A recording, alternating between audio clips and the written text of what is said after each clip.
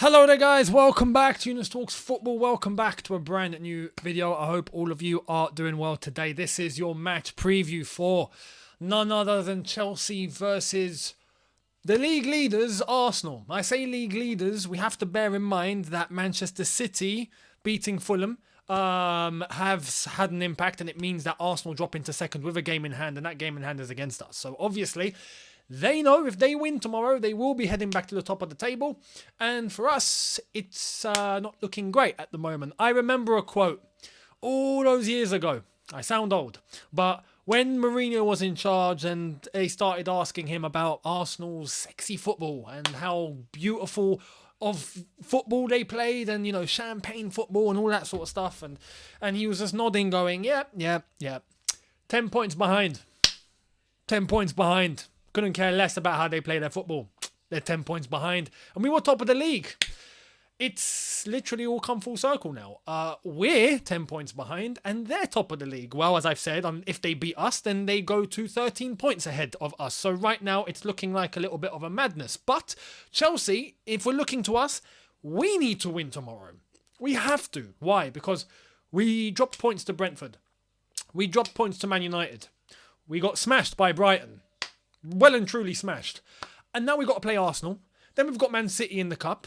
Then we've got Newcastle away, who have been playing fantastic. And they're definitely no joke. So to end this part of the season, let's say before everyone jets off to the World Cup in just over 2 weeks, that's who we have to deal with. And it starts tomorrow, midday, against Arsenal. And I'm going to be completely real with you guys. And I know sometimes this works in our favour. When I come on here and I tell you I'm a little bit pessimistic, we seem to perform.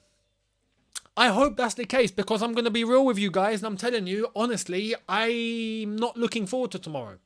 I done a preview earlier on with Troops and on Goonies channel, Man Knows Football. Zar was there as well, so it was the four of us. And we spoke about this, and the smug looks on their faces, it's just reversed. That's how we used to be. That's how we used to feel. For well over a decade, it was constantly us as going, Arsenal? Okay. Cute. That's cute. Since Highbury, we haven't had a real threat from Arsenal. Up until the recent years, where even as favourites, yes, Arsenal have had some really good results against us, and they've beaten us in competitions like the FA Cup, a final included, and they've had good results as of late, even with us as favourites. This is the first time in years that even at Stamford Bridge, Arsenal are coming as favourites. We're not the favourites in this tie tomorrow. We're the underdogs.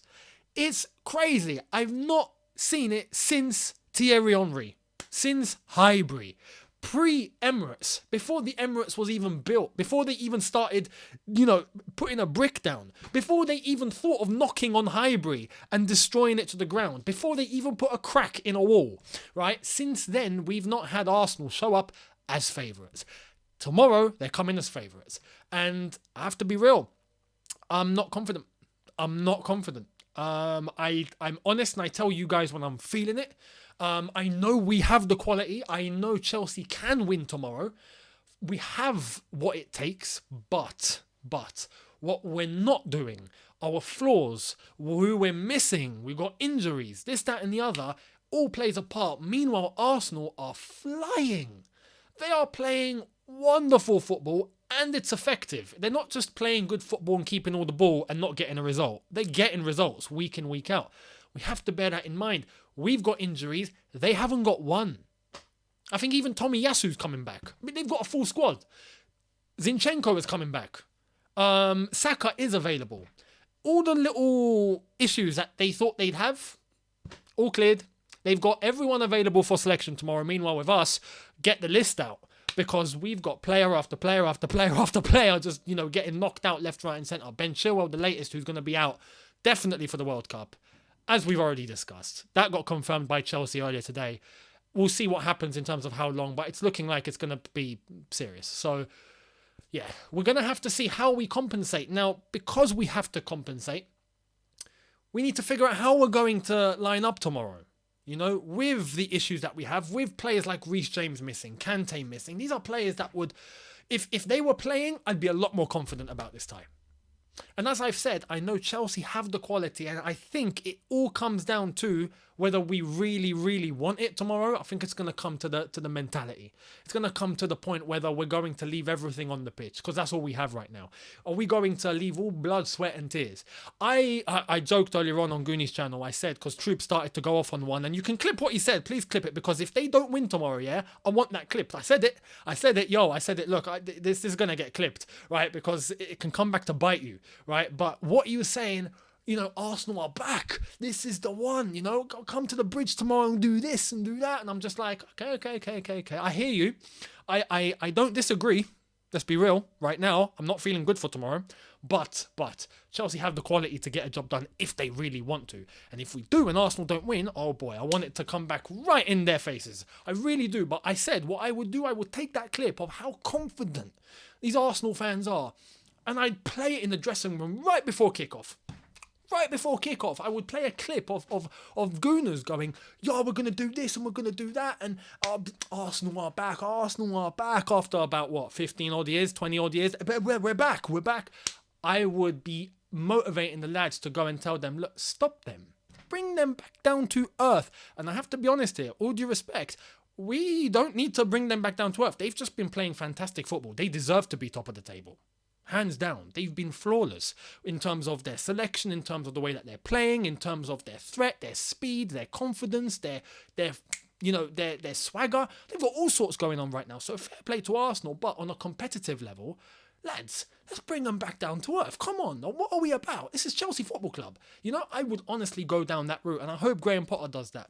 But in terms of how we're going to play, because this is won and lost on the pitch. This is won and lost in terms of whether we're putting the ball in the net more times than them. That's as simple as that. How are we going to do that? I think we've got one flaw, and that is on our wings.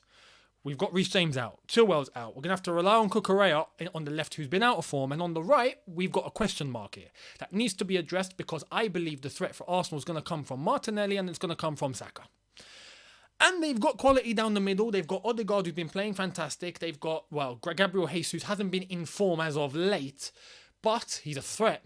And I feel like even down the middle, they've got avenues to go down with if our midfield is not up to scratch. So I've decided to come up with a little plan on how we're going to protect our right-hand side, how I hope we're going to be able to have most of the ball, because I believe we need to do that, and how we're going to cut off any sort of threat that Arsenal come at us with. So that way we don't put our defence under pressure. Because look, here's what I truly believe, yeah. I think if we concede in the first 15 minutes, it's a wrap. We need to control the game for the first 20-25 minutes. If we're able to do that and take it past that point, I think the confidence begins to build. And then I think if we're able to see most of the ball, the game might begin to shift away from what we're predicting now. Because a lot of people are thinking Arsenal are just going to dominate the game and score and win. That's what a lot of people are saying.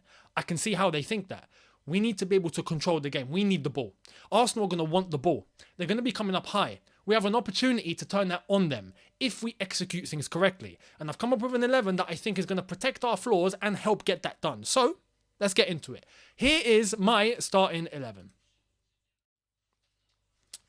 So, starting off, Mendy has to go in goal. Kepa is unfortunately out for this. And, based on form right now, you'd want someone like Kepa, but I hope Mendy gets the job done. So Mendy in goal. Now, this is where the questions already begin. Are we going to a back 5 or 3, or are we going to a back 4? Unfortunately, we have to go to a back 5. We need wing backs. And I've come up with a plan. If we go to a back 4, there's only one player we can play at right back. And unfortunately, as much as I love Aspie, I think he'll get skinned. And we can't afford that. And we can't afford just 2 centre-backs because they need to be protected. I truly believe if we go over back 4, we're going to get exposed. We need to protect the defence because we've been a little bit dodgy there. And I hope with the way that Arsenal play, the 11 I'm about to give you helps protect that defence and hopefully gets us to defend from further up the pitch rather than allowing them to come to our defence in the first place. Hopefully it cuts them off. So, Loftus-Cheek as right wing back, and I'll explain in a bit. Chalobah right centre back, Koulibaly left centre back, Thiago Silva centre back, Cucurella left wing back. Cucurella's been off form. Hopefully Koulibaly at left centre back helps protect him, but I trust Cucurella is going to show up tomorrow.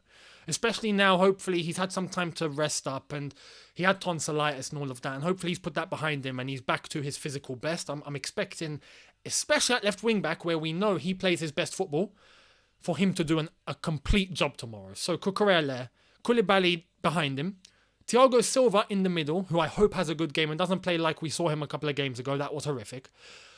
Chalobah at right centre back, ultimately not just to cover Loftus-Cheek, but pace. We don't have Reece James. We need to compensate for pace.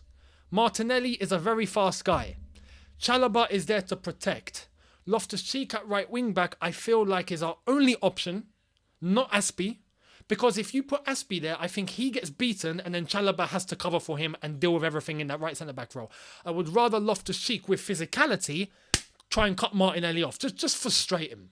You don't even need to play the best football. Just throw him off the pitch. Break his legs, theoretically. I don't actually mean break his legs. But, use your size, your strength, your speed, because he's a quick guy, Loftus-Cheek. He can, in terms of being able to be powerful and have that presence and shield the ball, he can frustrate Martinelli. Chalobah is there to cover just in case. I truly think hopefully that will be enough to just protect the right-hand side. I will explain how Loftus-Cheek in that role can be protected as well. So, before we do that, let's get into the midfield. Zakaria and Kovacic. For me, Zakaria played really well against Zagreb, especially as a DM. If you see moments during that game, Jorginho was trying to run back. Zakaria was running back. Zakaria beat him for speed and won the ball back. In other times, if Zakaria is not there, Jorginho would have been beaten. Opposition would have had a chance on goal. Zakaria was there to cover a lot during that game, off the ball, and manages to win the ball, whilst Jorginho is still trying to play catch-up, because we know how weak he can be physically. But Kovacic, hopefully, will be there to play his normal game, and hopefully he'll be on form, and he'll have that floor, and he'll be able to push up if Zakaria is protecting him. But ultimately, I've put Zakaria on the right-hand side of the double pivot.